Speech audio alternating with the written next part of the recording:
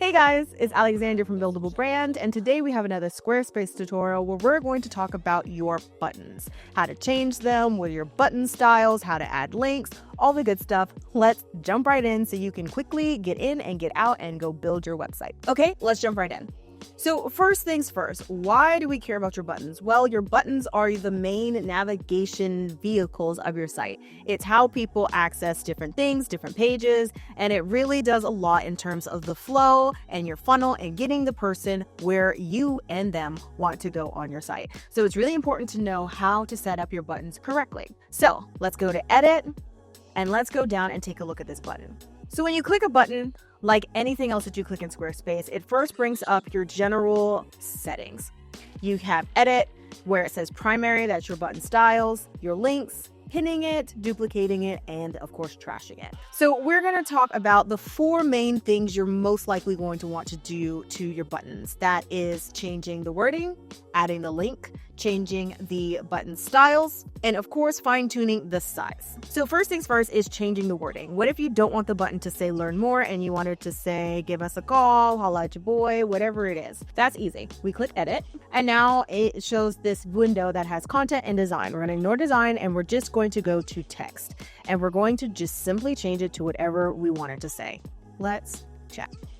You can see as you type, it automatically updates it on your button so you can see what you're doing and what it looks like real time. You click out, the button text is updated, simple as that. But now we need the button to go somewhere. How do we do that? There's 2 ways to navigate to the links. We can click the button and click this little link icon to edit and add a link, or we can click edit and go to attach link here. So no matter what path you use to get there, once you click or edit a link, it takes you to the same window, which is this. Now you have multiple options. You can link to a page that's already on your site. That is everything from your main navigation to even your hidden pages. You can also make your buttons download a file. If you click that, you just click this and upload the file that you want to be downloaded when the person clicks it. You can have the button direct to an email or even a phone. But say we decided that we wanted to go to an external URL, such as a shop page on Amazon. That's pretty simple too. You basically just go, I'm just going to go to the Amazon homepage. Of course, you're not going to want to do that, but copy Amazon, paste it, and now that button will direct you to the Amazon page. You can also decide if you want the link to open in a new tab. That's what I do, especially if I'm going to have a page on my site link off to something externally so that the viewer still has access to my site as well as the new page opening up in the background.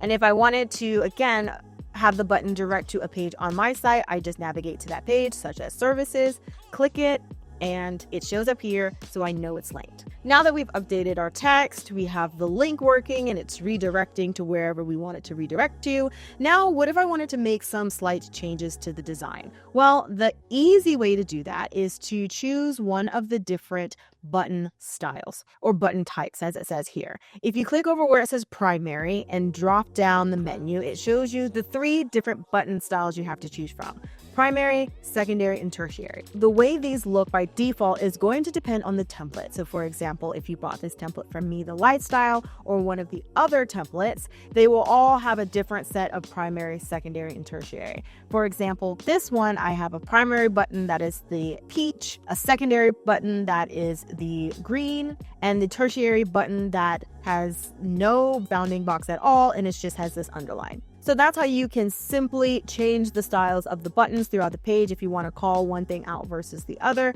without having to get into some of the advanced settings. So the last thing you might have to change is the button size and width. Say for example, my button text is a long sentence.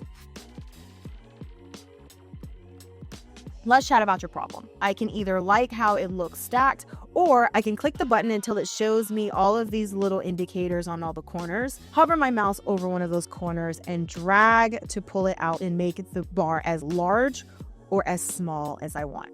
Now, of course, this really depends on your preference, what you want to say in your button, but this is definitely how you can make some small changes, especially if you don't like the way that the word is dropping off on 2 or 3 lines. But in saying that, you will want to keep in mind mobile view. So let's take a look.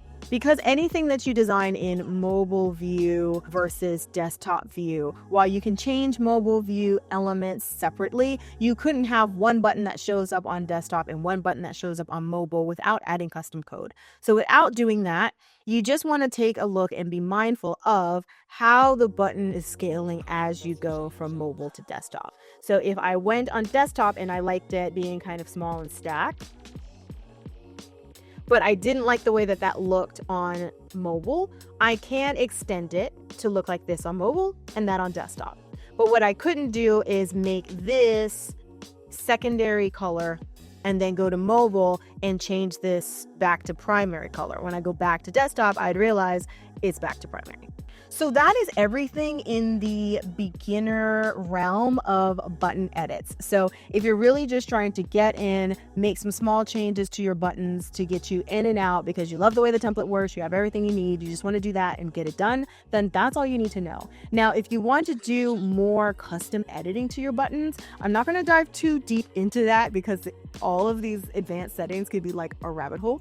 But we're going to talk about your site styles. If I go over here to the paintbrush, I can open up my site styles and I can roll down to buttons.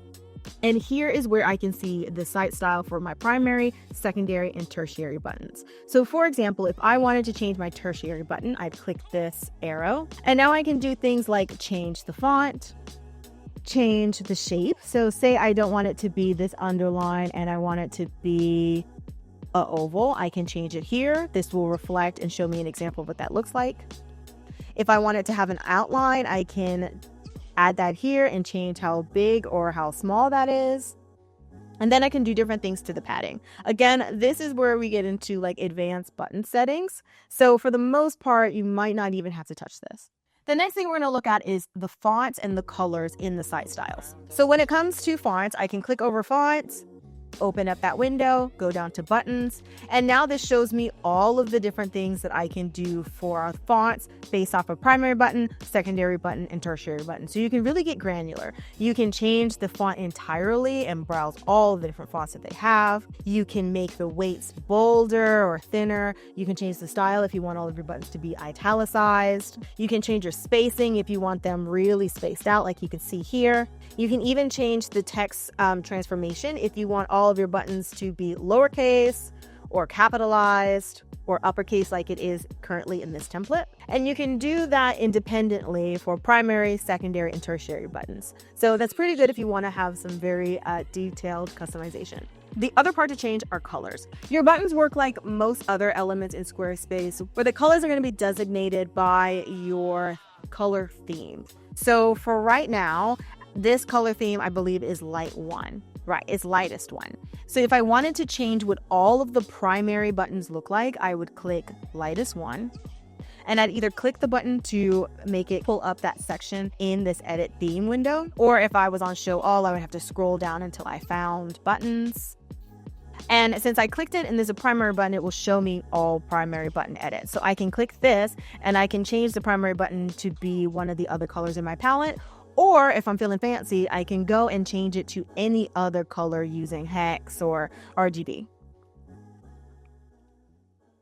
Keep in mind, see how I changed it here and it also changed it in my navigation? That's because anything you do on the sections of the color themes will be universal. So this is universal for every section that you have the lightest one color theme. It will reflect whatever changes you just made in this window.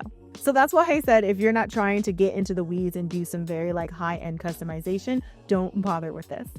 If you want to know how to change your color palette overall, I have another video to talk about that, so take a look at that video itself. And that's it. Pretty simple. Sort of, kind of. I believe in you. I believe in you wholeheartedly. Now that you know how to edit and change and do different things to your buttons, you are one step closer to building your brand and building a website. If this tutorial was helpful, please smash that like button. If you have any questions, leave it in the comments. And if you want to get more of these tutorials, subscribe so you're the first to know. Thanks guys, and check out our other tutorials on all the other things that you can do in Squarespace. And if you're looking for a great template for your website, definitely check us out at buildablebrand.com. See ya.